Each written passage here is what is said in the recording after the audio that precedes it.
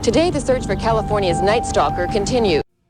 ዛሬ በአሜሪካ ታሪክ ውስጥ በጣም ጨካኝ ነፍሰ ገዳይ ከሚባሉት ውስጥ አንዱ እሱ ነው። በ1980ዎቹ አጋማሽ አካባቢ የካሊፎርኒያ ግዛት በጣም አስጨንቆ ነበር። ዛሬ ስለ ሪቻርድ ራሚሬዝ እነግራችኋለሁ። በፖሊሶች ተይዞ ለፍርድ ሲቀርብ ሪቻርድ ገና የ25 ዓመት ወጣት ነበር። እና እንዴት ነው በዚህ ዕድሜ ያለው ወጣት ይህን የመሰሉ የጭካኔ ተግባሮችን ሊፈጽም ይችላል? እስቲ ወደ ኋላ መለስ ብለን አስተዳደጉን እንመልከት። ሪቻርድ የተወለደው በ1960 ኤልፓሶ በምትባል በቴክሳስ ግዛት ውስጥ ነው። ሪቻርድ በእድገቱ ጊዜ ከልጆች ጋር የማይግባባና ቶሎ ተቆጪ ነበር። 12 ዓመት ሲሆነው ግን የህይወቱ መንገድ የሚቀይር ነገር ተፈጠረ።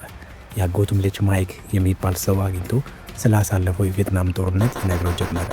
እዛ ስላደረገው የጭካኔ ተግባራት እና ሴቶች እና ህፃናት ላይ ያደረሰውን ግድያና ያስገድዶ መድፈር ዘግናኝ ተግባር ነገረው፣ በፎቶ ማሳየው። ሪቻርድ ግን ይህን ነገር ከመጽሐፍ ይልቅ በአድናቆት ነበር የተመለከታቸው። ከአንድ ዓመት በኋላ በድጋሚ ሪቻርድ እና ማይክ እዛው ማይክ ቤት ውስጥ ተገናኝተው እያወሩ ሳለ በድንገት ማይክ እና ሚስቱ መጣላት ጀመሩ። ማይክም ሽጉጡን አውጥቶ ሚስቱን በአንድ ጥይት ይገላታል። ይህ ሁሉ ሲፈጸም ሪቻርድ እያየ ነበረ። አሁንም በድጋሚ ምንም አይነት መደንገጥና መረበሽ አልታየበትም። ሪቻርድን በመጨረሻ እንደተናገረው በዚህ ወቅት ነበር ይበልጥ ስለ ግድያና መግደል ማወቅ ይፈልግ የጀመረው። ከዚህ ጊዜ በኋላ ሪቻርድ የኮኬን አደንዛዥ እጽ ተጠቃሚ ሆነ። ቀላል ስርቆቶችንም መፈጸም ጀመረ። የአንቷን ሎቬ መጽሐፍን ማንበብ ከጀመረ በኋላ የሴጣኒዝም የተባለውን እምነት መከተል ጀመረ። አንቷን ሎቬ የሴጣኒዝም እምነት ከጀመሩ ውስጥ አንዱ ነው። 17 ዓመት ሲሞላው ሪቻርድ በእንግዳ ማረፊያ ውስጥ ስራ ይጀምራል። በዚህ መሃል ግን እንግዶች በማረፊያ ቤታቸው ውስጥ ተኝተው ሳሉ ተደብቆ በመግባት ውድ ዕቃዎችን መስረቅ ይጀምራል። ይህ አልበቃ ብሎት አንድ እንግዳን አስገድዶ ሊደፍር ሲል ተደርሶበት ከስራው ይባረራል። ከ5 ዓመት በኋላ ሪቻርድ 22 ዓመት ይሞላዋል። ህይወትን እንደ አዲስ ለመጀመር ከቴክሳስ ወደ ሳን ፍራንሲስኮ ከተማ ይቀይራል። ነገር ግን አብዛኛውን ጊዜ አደንዛዥ እጽ በመጠቀም ያሳልፍ ነበረ።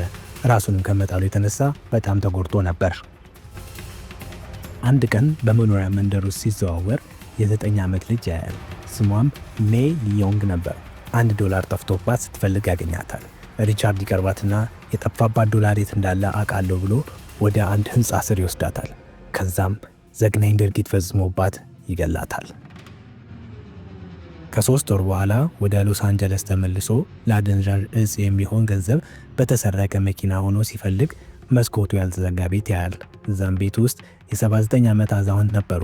እሳቸውን አስገድዶ ከደፈረ በኋላ በቢላ ወቅቶ ይገላቸዋል። ያገኘውንም ንብረት ይዞ ይሰወራል። ከ9 ወር በኋላ በድጋሚ ወንጀል ይፈጽማል። አንድ ቀን በአንድ ወጣት ሴት ቤት ውስጥ ተደብቆ ገብቶ እሷ እስከምትመጣ ይጠብቃል ነበር። ልክ ስትመጣ ሽጉጥ አውጥቶ እሷንና ጓደኛዋን ይገላቸዋል። በዛው ቀን ከአንድ ሰዓት በኋላ እዛው መንደር ውስጥ ሲዘዋወር አንድ ሴት በመኪና ውስጥ ተቀምጣ ያያታል። እሷንም ከመኪናዋ ውስጥ ጎትቶ በማውጣት በሽጉጥ ይገላታል። በድጋሚ ከ10 ቀን በኋላ የመኖሪያ ቤት ሰብሮ በመግባት ባሏን በተኛበት በሽጉጥ ይገለዋል። ሚስትየውንም የሽጉጡን ድምፅ ሰምታ ስትነቃ እሷንም ይገላታል። በምን ምክንያት እንደሆነበት ሳይታወቅ አይኖቿን አውጥቶ በጌጣጌጥ ሳጥኑ ውስጥ አድርጎ ይወስዳቸዋል። ሪቻርድ በዚህ ሁኔታ ወደ 14 ሰዎች ይገድላል። በብዛት የሚፈጽማቸው ነገሮች ደግሞ ቤታቸውን ሰብሮ ይገባል፣ በአሰቃቂ ሁኔታ ይገላቸዋል። ከዛም የሰይጣን የተለያዩ ምስሎችን በግድግዳቸው ላይ ይስላል። ፖሊሶች ይህ ሁሉ ሲፈጸም ክትትል ላይ ነበሩ።